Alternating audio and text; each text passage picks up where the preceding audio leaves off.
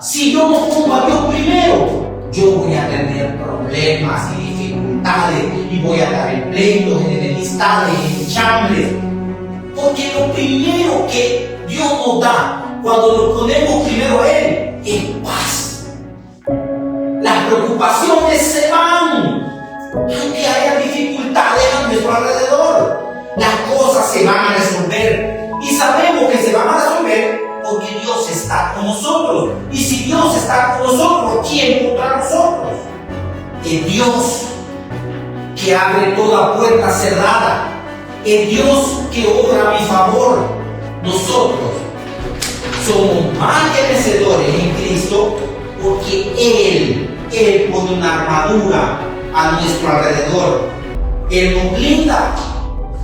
Dios nos libra.